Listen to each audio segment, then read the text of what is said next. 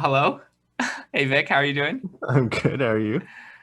Good. So the topic we have lined up for today is kingmaking. Okay. I think there's more to Um, that, but a little bit more than just kingmaking, but my current personal belief that kingmaking isn't actually a real problem. And some fans have been telling me that they disagree with this opinion. So I'm really excited to see how this conversation develops. yeah, I feel like Um, it's a hot take. This is a controversial opinion. Yeah, but I guess let's just lay down the groundwork because maybe with some other discussions we've had, it maybe comes down a bit to definition here. Hmm. So I'll start by defining kingmaking. I think a necessity of kingmaking is that you are playing a at least more than two-player game, Yeah. and the situation is when a player is winning or at least in a pretty strong position in the game, and I would define it as just any situation where the other players collude in order to pull down the leader. And I think you can include things like if these other players were playing individually optimally, they would have probably done something else. Okay. But because their goal is to take down the king and make a new one, I guess that's where the term comes from. They are going to collude, and someone else is going to rise to the top because of this suboptimal style of play. Okay.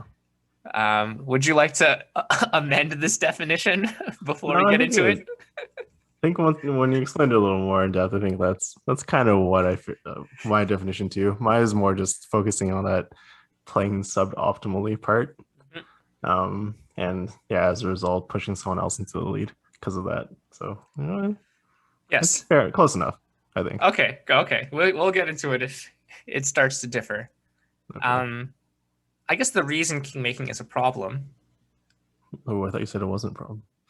the reason it's perceived as a problem to many players is that it just feels very unsatisfying, I guess, when you are playing a game and let's say you think you're playing very well and a big part I think of kingmaking is this notion like I feel like I should be winning or I deserve to win at some point in the game. And you feel like because other players colluded to take you out, it was like unjustly taken away from you. Yeah, I highly And agree. I feel like and that's kind of my thinking too. and that's definitely results in bad feelings.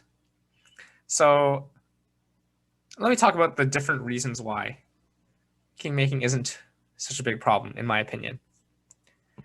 I'll start with you know, the hammer I always use, which is mechanics. Let's start there. Okay. We've explained this already a bunch in previous discussions, I'll listen to those. but there's an inherent degree of interactivity that exists in every game. Some games are much more interactive and some aren't. I would argue that if you're playing a game that already has very high interactivity, this is just expected behavior. An example I'll throw out right away is like diplomacy, or for people who aren't aware, even risk is like the same thing as broken of a game risk is. Right. I feel like I would, in those situations, I don't know if I would necessarily call that kingmaking because I feel like a lot of those games, the social and negotiation aspect is it's a core mechanic to the game. It's Yeah, kind of embedded in the game itself. And so if you are, colluding with other people, that's kind of a part of the game, I feel. That I feels a little to- more natural to the game. totally agree. And I think in general, people are less offended by this too, although it does happen sometimes. You know, Yeah, that's true. I'm like you've played a lot of diplomacy games that got a little personal, I yes. feel. And well, I feel like people might get upset for other reasons in a game of diplomacy, but I do feel there's this general thought of this one guy is so big, like they're clearly on their way to dominating the map. If we don't combine our forces, it's over for us. Hmm. And even for that big player, hearing that this is going on is met with a bit of outrage. I'm not doing like, that kind of thing. And Yeah, fair. it's probably a part of the game, right? Probably, deep down in their moral code, they know that this is acceptable and part of the game, but they're still going to complain. So I think we agree here. So I'm willing to move off it right away. But Yeah. to anyone listening, some games, this type of behavior is just expected. And if it really does upset you, and it's that type of game, you should really consider like what your goals are here. Ooh. That's just what I would say, because I've seen this in the past happen already. Sure, maybe diplomacy is a very, very social game, but even more like anything that involves dudes on a map, a little more of like direct style interactions, like Eclipse, Twilight Imperium, those types of things. This happens so much as well. And I'm not going to tell you what you're allowed to be upset about, but I am. If you're in the lead in those types of games, expect collusion. I just think it's expected. Yeah, I think that's kind of what it boils down to. That in those kinds of games where there's like heavy conflict, then you're kind of expecting conflict to come. Exactly. And if you have a massive huge army or whatever it is, then it's kind of more expected. That people are going to gun for me and take me down. Yes. Whereas I feel like in other games where there isn't as much conflict, if it does happen where people start getting up on you, yes. So I think it's reason to be upset, in my eyes. I agree. This is the more natural progression. But even then, I would argue kingmaking exists, but it's not really a big thing, if you ask me, even in the scope of Euros, I guess, as we're kind of broadly calling them. Okay, in terms of when you say it's not really a big thing, do you think, are you saying like it doesn't happen, or it's just it shouldn't be a big deal to someone? It happens. Okay. I agree. There are many cases of kingmaking that are like mislabeled as inappropriate. Okay. And it also is not as big a deal as it's made out to be. Like I agree, all three. Oh, okay. So let's like unpack this a little more. I think there's somewhat of an unwritten rule or unwritten contract in these Euro style games. Agricola would probably be an example I can think of. I mean, there's lots. Yeah. Where, you're not explicitly attacking anyone, stealing anything from them, nothing that direct. Mm-hmm. It's a very indirect style of interaction. And it's generally seen as kind of bad form to do things that are very much against a single player. And I agree with this. If it's turn one and you're out here like playing extremely suboptimally just to screw over your friend Dave, that's bad form. I'm not going to disagree with that, but I don't think that's kingmaking. Unless Dave has won the last 200 games in a row or something ridiculous like that. Okay, fair. Here's the thought experiment I always pose in opposition of kingmaking. You're playing one of these Euro style games, and you're at the 80% point of like the expected length of the game. And someone is clearly in the lead. This is just like has to exist for a kingmaking like situation to start. Right. Are you just gonna play and let them win? Or are you gonna do like anything in your power to take them down and improve your relative position? Okay. Yeah, no, I get where you're coming from, but I feel like the issue is in my eyes, when kingmaking happens, a lot of it is like 2 or 3 players, or I guess 2 players in a 4-player game, let's say, will kind of take the fall and start tanking, I guess, and playing suboptimally, like we've talked about, so that the 4th player can have a chance at catching up to the leader. And in my eyes, it's basically like 2 people are just saying, okay, we're done with this game. We're just going to try and influence the decision as much as we can by screwing over this leader, right? Yes. So I have brought this up a bunch in response to that as well, into this argument because I hear it all the time. Hmm. I'm gonna say it again, but it comes down so much to like social aspects once you get to that point. I would argue if in those like common scenarios, like let's just define this a little more clearly. You got your first place player, you got presumably your second place player, Yep. convincing third and fourth place to help second Exactly. place. Yes. So let's just play player 1, 2, 3, 4 by that definition. Okay. I mean, there's things going on here, right? Player 2 is arguing to players 3 and 4 at this point that like letting player 2 win is better than letting player 1 win. Right. And to let's say a rational player 3 or 4, these two outcomes shouldn't make a difference to them. Like Okay. Yeah. in principle, they're gonna Yeah. lose. Yes. And unless there's something else going on, whether player 1 wins or player 2 wins doesn't really matter to them. Hmm. So here's my response to that. Either you have some personal vendetta and like player 1 just is disliked for some weird reason outside of the game. I'm not going to be able to address those types of situations. What are you going to say there? Like, you got to improve the dynamics of your group. They clearly don't want you to win for some reason. Yeah, but that's kind of what this like what the issue is, right? Maybe it could be like player 1 wins a lot of games, for example, and they're just tired like, of it. And they're sick of it. So and it's like the whole classic player 1. They're doing it again. We gotta stop them. And I feel like that's a reasonable thing without being like we just hate this person, right? I feel like that can happen in a lot of groups, especially if like someone is like a little more experienced in the game or they taught the game or what have you. Then there's that perception that like they're gonna win, and we have to do everything to stop them from winning. I think Right? this is the thing. If it's widely understood that this is like the dynamic, I'm just gonna go out and say it. I've been player 1 in this situation before. Yeah, so have I. And I probably invite this type of behavior. Like, I have no problem with it. If it turns out I lose because of this, I don't really get upset. Okay. And I would never ever say like this was a busted game. This was like stupid. I'll just be like, yeah, good job. You guys got what you wanted. I think you're a bigger person than I am, Clement.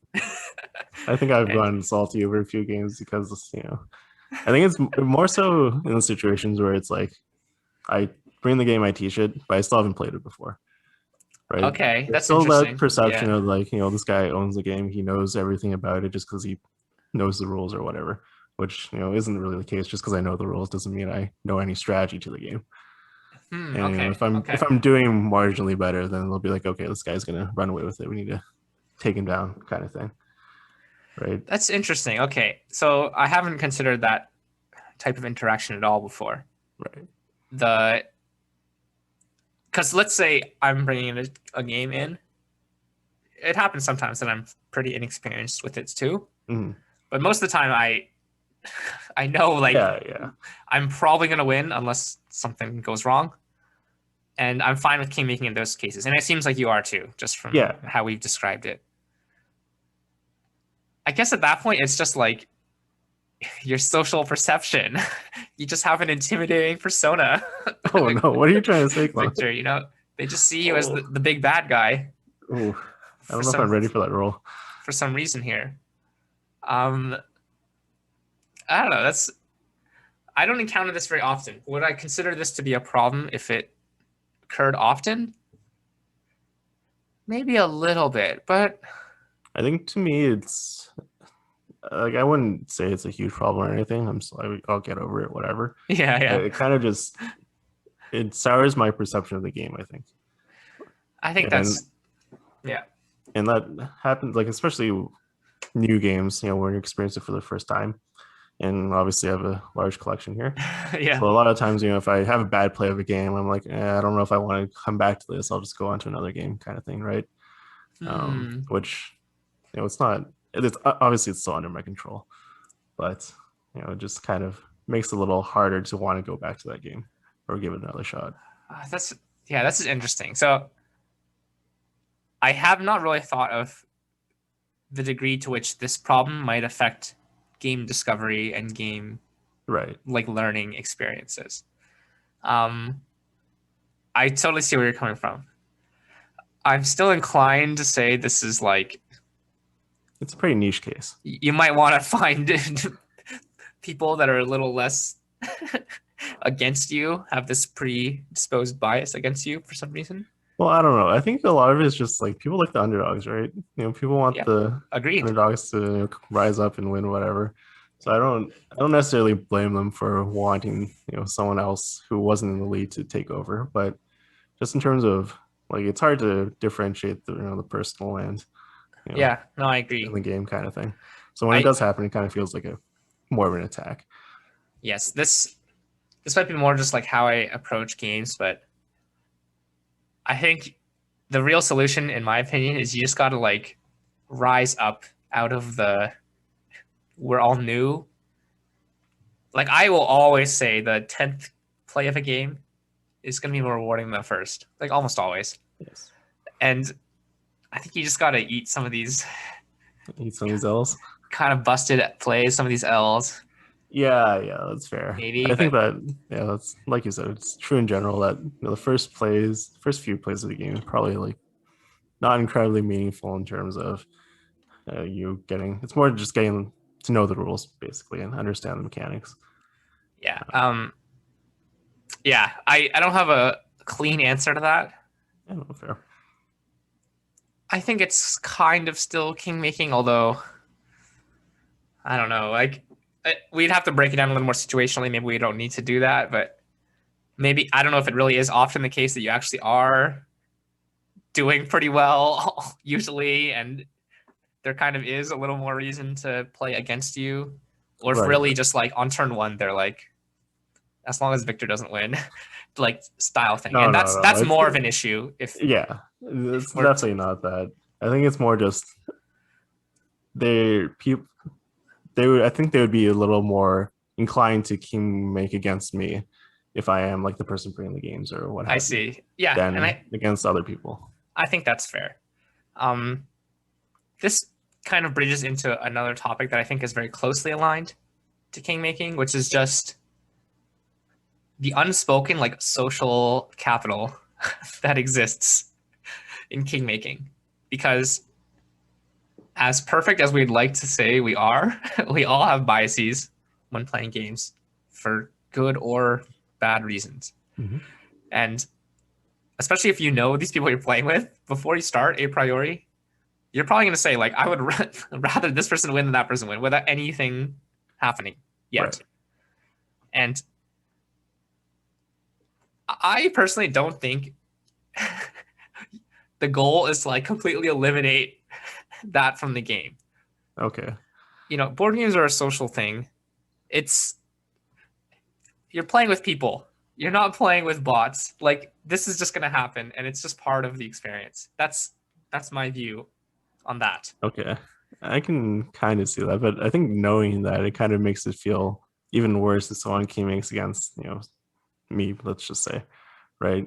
Because if I kind of had the understanding that they're coming in with this like social capital or at least these Yeah, kind yeah. of pre biases, I guess, and they key make against me, that kind of shows that they don't like me as much or whatever. It makes it feel like even more personal and outside I the game, agree. right? Yeah. This might be unique to my past experience, but I can think of cases in the past where this has happened, and maybe we king make so much against a certain player that they kind of feel bad and it like reverses. This has actually happened, I've seen, Mm-hmm. where it's like, okay, we've screwed over this guy so many times in like the last 3 or 4 plays. Like, okay, like let's just Yeah, but do you think that balances out the 3 or 4 plays or you screw them over? maybe. I will say, actually, anecdotally, something else I've heard is if you're in this big bad wolf position, Yeah. another option is to try a new strategy, something that's a little less like you're gonna have some strategy works really well, and you're probably gonna do well, and maybe some that you're more risky, something you'd like to try out a little more, and maybe people will still king make against you because of that. But it at least varies up the experience. Maybe you're gonna play in a group that's still gonna king make against you, even if you're playing some more risky strategy that you probably aren't gonna do as well in. It boils down to the group ultimately. Like I still think there's no way around this, but I think that's a way to at least mitigate it. And I've seen this work well in the past. Yeah, and I mean, if you are, like you said, in that position where you are finding yourself winning a lot, then it probably, I mean, just from like a social perspective, like you're saying, it probably does make more sense to be trying something else or doing something else to make sure everyone else is having a good experience too, right? Because like as the king or whatever, if you just go in there and try to like stomp everyone every game, that's also not probably a great thing to do. Yes. So that makes sense. But the only thing I'll say about that is I feel like sometimes if you are doing like a very directed or a very like focused strategy and people can see that very obviously, then they'll also kind of be inclined to feel like, oh man, this guy's going for this thing hard, they're going to win or whatever. So the classic example is like Seven Wonders, right? Yeah, always Seven Wonders. If you're going to if you have a lot of green cards in front of you, people are just going to be like, this guy's going to stomp all of us. We have to stop them, right? Where that might not actually be the case. Like green cards, can be good, but they might not mean you're in the lead. And that can be another thing where you're like perceived to be the leader, especially in games that are a little more hidden with their victory points or winning conditions or whatever. Then sometimes if you have a very heavily focused strategy, people can still target you, I guess. Yeah, I guess I'll abstract this out a bit for anyone who's unfamiliar. The green cards are the science cards, and the broad thing that they have is that they are not very valuable, but they kind of have this n squared style reward. Yeah, exponential growth. Yeah. Kind of. So it gets worse and worse if you leave this alone. Yes. I understand what you're saying here, but I still don't really think this is king making, in my personal opinion. Yeah, I think it's just like if it's very easy, if it's very apparent for what strategy you're going with, if it's easier to king make against you, then I think people are kind of more inclined to do that. I agree. And to me, the natural responses I have, I'm also fairly anti Seven Wonders, but we can talk about this another time. Whole episode.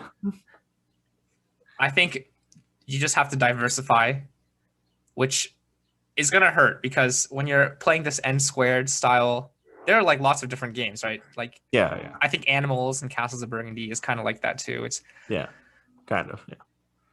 If you're diversifying, you're going to like limit the potential of this n squared style thing, and it's not as good, but that's just like risk mitigation. I think, and that's like there are reasons outside of just the mathematical that this is optimal, because you kind of know that you're going to have this. People are going to see you as a threat because of this. Right. I think. Yeah, and I guess that kind of is my point, that sometimes if you go too hard on one thing, that people are going to see you as a threat regardless of whether or not, you feel like you're playing suboptimally or you're trying to figure something else out to do. People can still kind of target you, I guess. I guess so, yes. And I guess the second thing is like, I still think this is a natural response. I know you're saying sometimes this is a misplaced assessment. Yes. But I think that's just people, I'm assuming at least, even as someone who's played a decent number of Seven Wonders games, you have those prior memories of some guy owning you with science. And you just really want to avoid that. Right. So you'd rather just overestimate their strength and just like end this now. Okay, fair enough. And I think this is just hand in hand with science. Like, you got to understand that you're going to be seen as a risk when you start doing this. I just think that's so natural. Right. Do you think that's a problem though, that like kind of meta that establishes over time, even if it's like an incorrect meta, for example, and that causes people to go out of their way to stop this kind of strategy? I think if it's extremely incorrect, it's a problem. I would argue this Seven Wonders science example is not extremely incorrect. It can be. It depends. Like there are at least a countable number of examples where someone's hitting 36 on science, and it's like, okay, like 36 is not a lot, you know. we're out here getting owned. Like no one stopped them. We just lost because of that. Like I have a countable number of experiences like that, so I don't think it's total misplacement to behave in that way. Okay, fair enough. I think just like the person, trying a different strategy or trying a very directed strategy, it kind of feels bad. Again, I agree. It does. People are be like, okay, well, just take all the green cards, whatever, even if it doesn't make any sense for them to do that, right? Yes, So I'll broaden this up since I don't want to rag on Seven Wonders all day. That's fine. We can keep going. Despite I do. It's part of like understanding how the game is somewhat intended to work. I would argue because Seven Wonders is a card drafting style game. You have a hand, you pick a card, everything else goes to an opponent of yours. That is a little clouded, but it actually is a pretty directed interaction style game. Yeah. You're explicitly choosing a card that your opponent doesn't get. And this is exactly why people are getting offended here. And I think you got to understand that this can exist, right? Like, if you're going science, I think just by default, you got to understand how many times is a neighbor of mine going to like explicitly take away a science for me, a green card. And of course, there's going to be some acceptable number, but 0 is definitely not the expected number of times someone would do that if I was in that position. Yeah. I think the thing that can be a little or feel a little worse is if people are like someone, across from you or not directly beside you, they purposely don't take the green card and like pass it off to your neighbor and they like egg them on to take that green card instead, right? And it's kind of like you're forcing them to be the kingmaker. And those kinds of things happen like card drafting games or Seven Wonders or whatever in general. People push the responsibility of kingmaking to someone else. So this is like exactly a topic I want to get into a little more too, because at that point you're making a value proposition to some player to essentially like strongly hurt their chances of winning, just so not even they do better, but like some player does better than another. Yes. And that's in a game like Seven Wonders, which is already very chaotic and poorly understood when it comes to table dynamics. It's really hard to do this. I think that just comes down to the mechanics and the simultaneous nature of the game. I wouldn't argue that this is that much of a broader problem because, I mean, ideally you're playing some game that actually has a little more room for this type of negotiation style, even if it's not directly embedded in the game. And I find it very fun, honestly, when you get the case where someone's like, yo, do this, otherwise player one's gonna win. And player one, starts counter argument. Some people don't like this and think this is just degen, but I think it adds some flavor to the game, and I actually do like it. I think it depends on how the rest of the game has gone. So I feel like if the game has been generally fairly quiet and everyone's kind of if you go back to our Euro episode, this is kind of what I would classify as like a typical Euro, that you're pretty much just trying to optimize your own play, and there's like some interaction here and there, but generally the focus is on optimizing your own game state. So if that's been the case for the entirety of the game, and then 3/4 of the way through, someone just starts chirping and telling other players like take this resource or whatever it is so that you can't win, I feel like that feels worse because it's it's kind of out of the blue. The understanding so far in the game has been you're focusing on your own thing and just trying to build up your own resources, and then this kind of happens and you're like, okay, well, I think this really boils down to just expectations going into a game. Most people go into a Euro expecting that no one's going to mess them up. Yeah, exactly. That's why I play Euro. I just want to do my own thing. Leave me alone. I think I'm just more okay with people getting messed up. Because this happens to me. This happens to other people I play with somewhat often. And I don't go into any board game thinking like, I really hope no one screws with me. Like, I don't know. I just really expect, even if it's a Euro, like a really Euro-y Euro. Okay. But that's me. And I can totally understand and empathize with people who Yeah.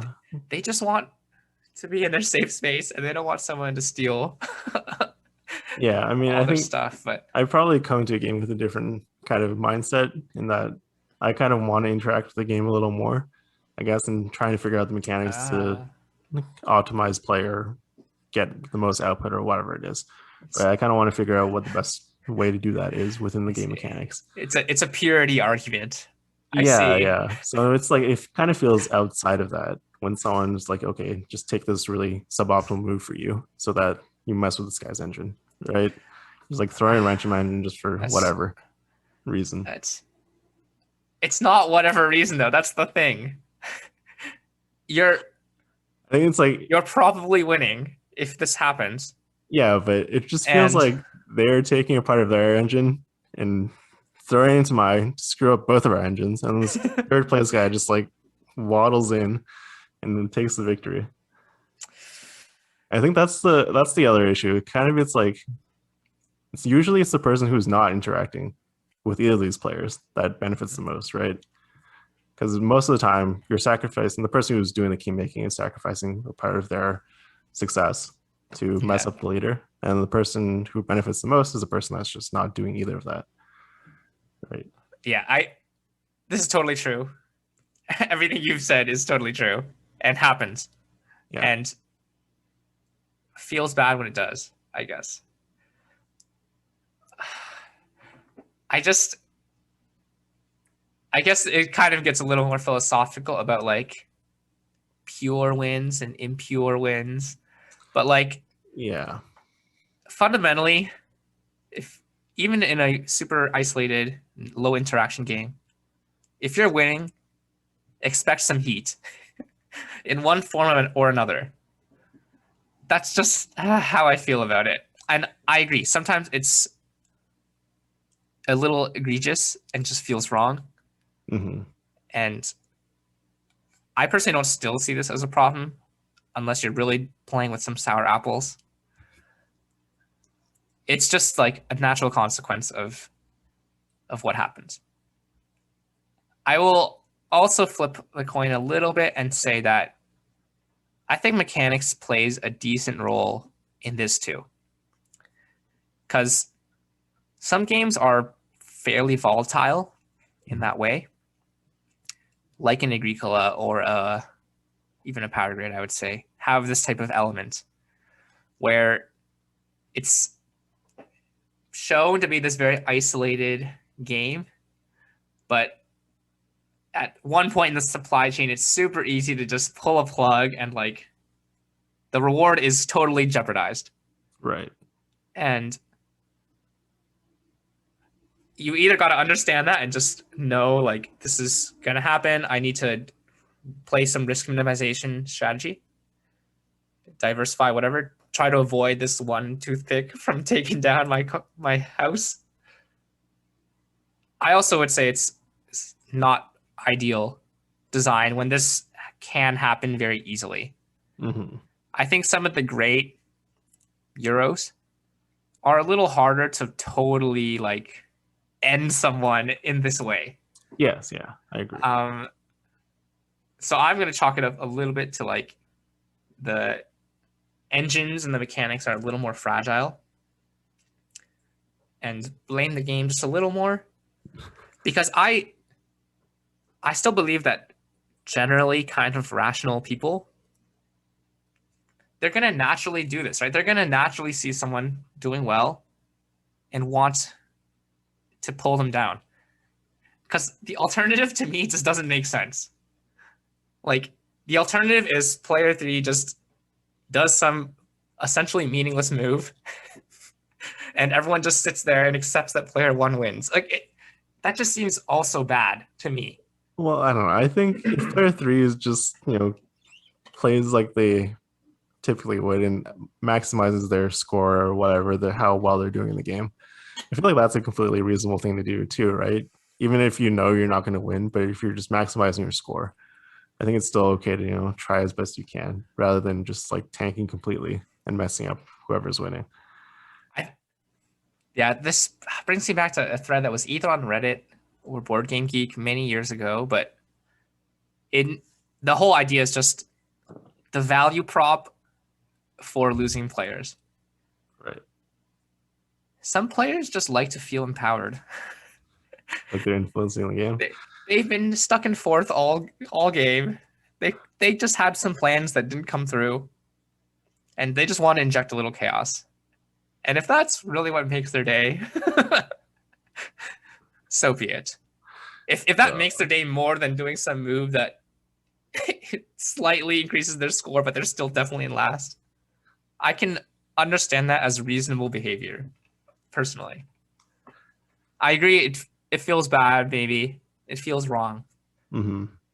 But I still don't really think it's that much of a problem.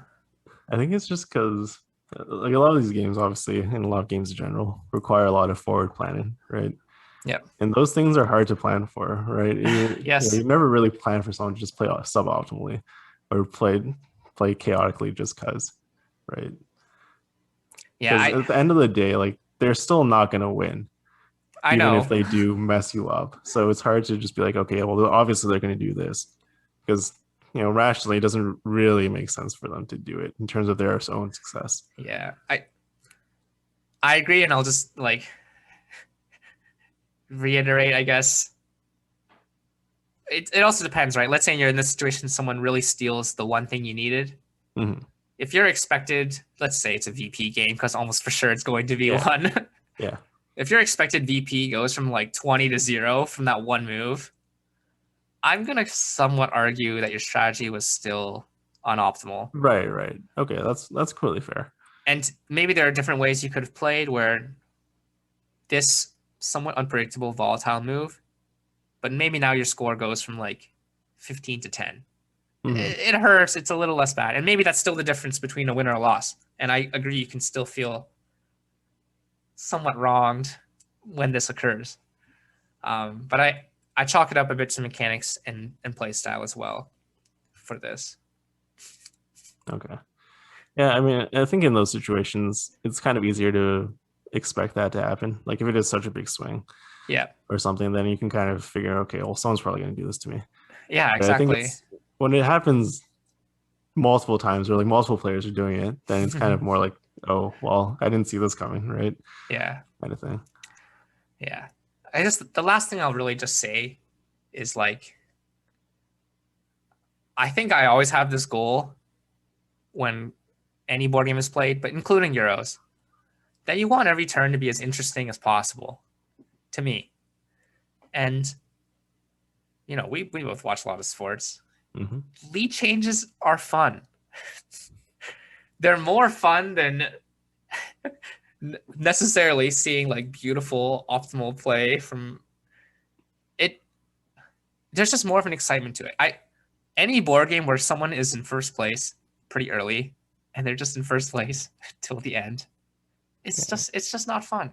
It's just like, well, if we're going with the sports analogy, I think in week 17, the Eagles, kind of just tanked their second half just so was the Giants, or I don't remember. I don't remember. Some other team could make a wild card. That I feel like that was not fun to see. You always tell me, no tanking. I do. You play your best. You play. I think if you're best record. If you're an Eagles fan, that was fun. You're the lowly Eagles. You've had a pretty rough season. Might as well inject chaos into the game. For the rest of the league, that was like not. You gotta think of all the other 31 teams. Doesn't matter. You don't have to follow their unwritten rules. Okay. Flip your bats. Yes.